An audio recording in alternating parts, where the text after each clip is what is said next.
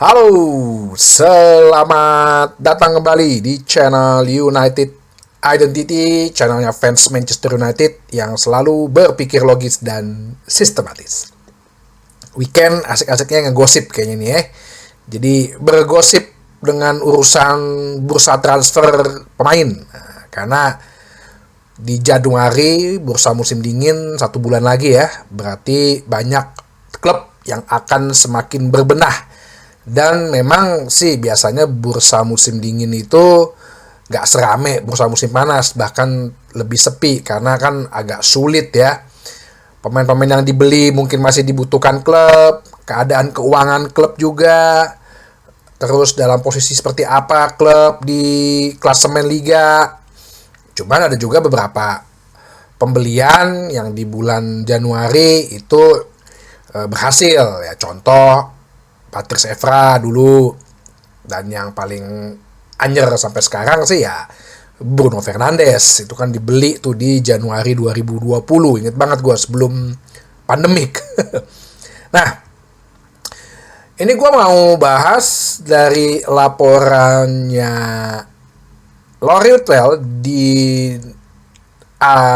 di Athletic ya, bahwa Liam Delap yang kemarin ya Ipswich melawan Manchester United, ada striker namanya Liam Delap, ini menjadi komoditas panas di kalangan klub-klub Liga Premier, dan salah satunya digosipkan adalah Manchester United. Jadi Liam Delap ini anaknya Rory Delap. Jadi kalau dulu tahun 2000-an gitu ya, masih ingat, gue rasa dia kali ya pertama kali menunjukkan atau memperkenalkan gaya lemparan dalam ke jauh ya, lemparan dalam yang jauh gitu ya. Ya sekarang ala-ala Pratama Arhan lah.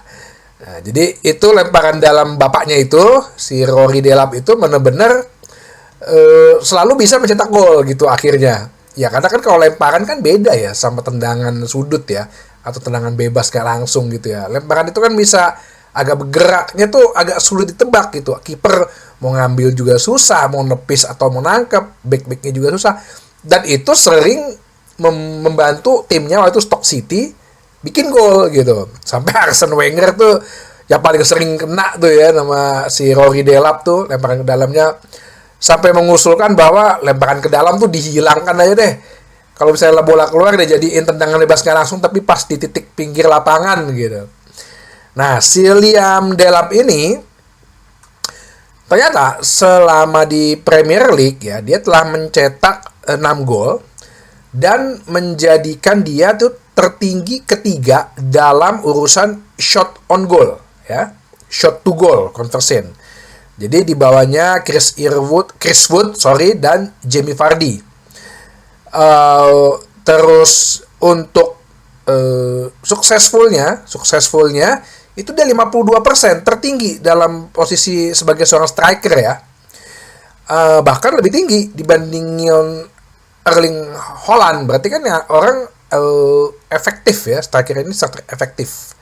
Apakah akan cocok di Manchester United? Ya bisa-bisa aja ya, karena emang kan Manchester United di bawah pelatih kepala Ruben Amorim kan memang bermain dengan memiliki striker nomor 9. Nah, ini yang gue rasa bisa jadi alternatif murah lah. Tapi kan nggak tahu sendiri ya, kalau udah Manchester United yang beli, pasti harganya dimahalin. Tingginya 186 cm dan dia juga udah kenal lah dengan gaya bermain Liga Inggris gitu.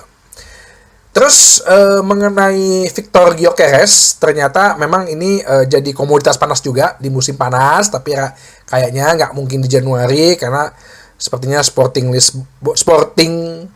membutuhkan banget nih jasanya dia. Release clause-nya tuh 100 juta euro, cuman Sporting kalau ada yang nawar-nawar 70 juta euro ya ini bisa lah di negosiasiin ya. Cuman umur 26 ya tergantung si Ruben Amorim gitu loh. Nggak menjadi jaminan juga ada Ruben Amorim di Manchester United bahwa si Gyökeres itu pasti akan ke Manchester United gitu. Ya semua kan tergantung ya biaya, tergantung perlu apa enggak. Karena kalau misalnya Ruben Amorim ternyata memutuskan, ya udah gue maksimalin aja Højlund deh, gitu loh. Umur tuh lebih muda, beda 5 tahun, berarti karir bisa lebih panjang. Semakin, kan gue udah bilang, striker itu semakin lo sering pasang, feel-nya bisa dapet, instingnya bisa makin tajam, ya kan? Ya kalau emang udah ada Højlund, ya kenapa nggak manfaatkan aja Højlund ini, gitu loh, tanpa perlu keluar duit lagi kan? Kan kita udah investasi, Manchester United itu kan udah investasi cukup besar, hampir 80 juta pon waktu Højlund dibeli di 2 tahun yang lalu, zamannya Ten Hag. Oke? Terus, setahun yang lalu, maaf. Terus berita yang lainnya adalah nih dari artikelnya The Athletic oleh Laurie Whitwell. Nah, ini kan Manchester United ini kan berubah formasi dari yang zaman Ten Hag yang seharusnya bermain gaya ayak dengan 4-2-3-1, tapi kan lebih sekarang ke 3-4-3 atau ya 3-4-2-1 lah, istilahnya gitu. Berarti kan perlu ada penyesuaian dalam posisi. Kalau melihat Luke Shaw, khususnya di bagian bek kiri, kalau emang dia bisa sehat, seharusnya posisi wing back kiri itu adalah posisi dia, dengan backupnya yaitu Tyrell Malacia. Untuk Diogo Dalot bisa beroperasi di kiri kanan, tapi Mazraoui tampaknya menjadi pemain yang excellent setelah pembelian di musim ini. Tapi pada faktanya juga Mazraoui bisa nyaman dan bagus dalam posisi center back kanan. Nah, ini yang berarti kan harusnya di posisi wing back kanan itu harus ada ya penambahan lah. Karena beberapa kali gue juga bilang, ya sayang sebenarnya kalau Amad Diallo yang dipasang di situ. Si Ruben Amorim sendiri udah ngomong, ya seharusnya Amad Diallo itu dalam posisi yang lebih bagus dalam mencetak gol. Nah, kalau lo udah ngomong gitu kan, sebagai definisi bahwa adalah ya Amad Diallo seharusnya di posisi penyerang kanan. Nah, si Amorim ini ternyata tuh lebih memilih pemain yang di wingback itu tapi bisa bisa aktif kedua kakinya gitu loh, kiri kanan bisa, ya dia senang gitu loh, tipe pemain yang kayak gini. Jadi dia suka pemain yang bisa versatile, bisa jadi wingback kanan, bisa jadi wingback kiri. Ada satu pemain yaitu Giovanni Quenda yang merupakan wingback kanan tapi berkaki kiri, back berkaki kiri. Nah, ini menarik nih. Dan juga ada Jenny Katamo, ini pemain Sporting ya, yang juga bermain di posisi itu. Nah, sebenarnya kalau dibilang dia suka pemain wingback kanan tapi berkaki kiri, ini kan sebetulnya Anthony juga begini kan. Anthony kan bisa punya atribut seperti itu ya, walaupun dia aslinya bukan wingback tapi dia winger. Kan gue udah pernah bahas, wingback itu kan sebenarnya perpaduan winger sama fullback gitu kan. Nah, selama kemarin training session sih Anthony terlihat bisa memuaskan lah. Istilahnya dia bisa memberikan penampilan yang menurut Amorim, ya lo bisa nih gue pasang sebagai wingback kanan. Si Amorim juga menyertakan Godwill Kukonki, pemain 16 tahun ya, pemain back dengan kaki kiri, yang dimana sih seharusnya dia lebih ke back sih. Nah, tapi kalau permasalahan tadi gue bilang back kanan berkaki kiri itu, ya Anthony punya atribut. Nah, jadi kalau misalnya mau beli Gyökeres, mau beli Liam Delap, nah berarti ada pemain yang dijual dong. Nah, ibaratnya gitu. Siapa sih yang dijual? Ya nomor 1 sih emang nama Anthony muncul ya. Ini kan rumor ya. Tapi karena Anthony kan dibeli 80 juta ya, diharapkan dengan menjual Anthony ada uang besar yang masuk. Ya siapa juga sih yang mau beli ya? Ya nggak tahu sih, tergantung ya penampilan Anthony sampai akhir musim nih. Jadi kalau penampilannya bagus, kan gue bilang kan, kalau barang mau dijual ya lo display. Bisa jadi ada tim lain yang mau beli dengan harga ya nggak harus 80 juta lah, mungkin 60 juta gitu. dengan skill dan keahliannya Anthony gitu mungkin dibutuhkan di tim lain, ya bisa aja dijual. Tapi kalau misalnya memang dia bagus dan menunjukkan performa serta memberikan kontribusi yang lebih buat tim, ya bisa jadi dipertahankan. Karena agak sulit juga dengan gaji dia 200.000 pound per pekan, kan nggak banyak. Mungkin kalau ada yang mau klub beli, ya klub-klub besar macam Barcelona, Real Madrid, atau PSG gitu loh, kayak klub-klub Italia mah gue rasa nggak bakal gitu. Terus yang kedua bisa jadi adalah Casemiro yang umurnya saat ini 33 nanti di 2025 Februari. Udah menjalani tahun ketiga, dia masih ada 2 tahun lagi kontrak. Ini merupakan bisa dijual ya, kemungkinan bisa tuh dijual dan bisa menghasilkan uang. Nah, yang terakhir ini ada ya tulisan bahwa Joshua Zirkzee, karena dianggap Joshua Zirkzee ini nggak terlalu perform ya, mungkin bisa dijual dengan harapan bisa mendapatkan uang.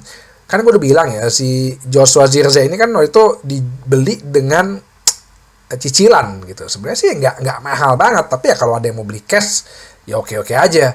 Dan gue melihat Joshua Zirkzee ini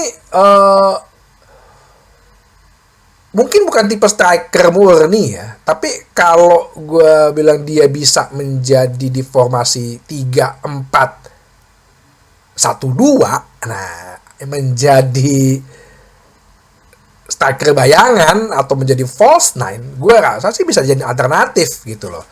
Karena dia handling bolanya bagus kok, buka ruangannya, mungkin tergerak lambat karena kesannya malas. Dulu tuh kalau lo inget ya, zaman 2008-2009 itu Berbatov tuh kayak begitu. Gue bilang ini kayak Berbatov itu sebenarnya waktu pas lagi tes fisik untuk masuk Manchester United itu sebenarnya nggak lolos dalam urusan speed. Cuman handling bolanya, intelijensianya, itu yang dipakai sama Ferguson. Lo kalau ngeliat Berbatov main dulu kan, ini pemain kayak El kelember gitu, malas-malas. Tapi kan, yang kemarin tuh sempat dibahas di podcast tuh mengenai gol dia yang berawal dari dia dari bawah tuh, bangun serangan melawan Blackburn.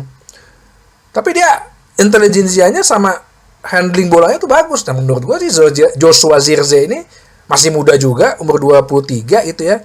Ya bisa dimaksimalkan untuk ini gitu loh, untuk berperan seperti ya kayak Berbatov, bukan levelnya seperti Berbatov ya, menjadi false nine, menjadi pembuka ruangan yang bisa handling bola. Nah terus tapi kan ya tadi kan gue bilang kan susah jual Casemiro, susah jual Anthony. Nah ini si Ineos Manchester United kayaknya lagi berusaha cari koneksi di Saudi Arabia, di pasar Arab Saudi, yang dimana nanti buat summer gitu ya mengikuti ala Chelsea lah. Kok Chelsea aja bisa dapat link gitu, masa sih Ineos gitu, Sir Jim Ratcliffe, Jean-Claude Blanc nggak ada koneksi di Arab gitu ya. Ini lagi dicoba buka bisnis nih, ibaratnya buka jalur bisnis ke Saudi Arabia, karena ya pasti duit ada ya kan. Ya ditawarin beli pemain ini, dijual apa aja dibeli gitu kan. Kalau di Arab sana kan gitu. Nah ini yang jadi satu alternatif ya. Kalau di Eropa nggak bisa laku ya gue jual ke Arab Saudi. Mungkin juga di klub Turki. Tapi kalau Turki kan uangnya juga pas-pasan. Yang pasti sih ya Saudi Arabia kayaknya menjadi suatu pilihan jalur bisnis yang paling tepat gitu. Oke, kita tunggu aja. Tapi yang pasti yang penting survive dulu aja musim ini gitu sama Ruben Amorim ya. Nggak usah terlalu buluk-buluk banget, yang penting fokus tiap pertandingan menang. Oke? Sampai ketemu lagi di bahasan berikutnya di channel United Identity, channelnya fans Manchester United yang selalu berpikir logis dan sistematis. Terima kasih.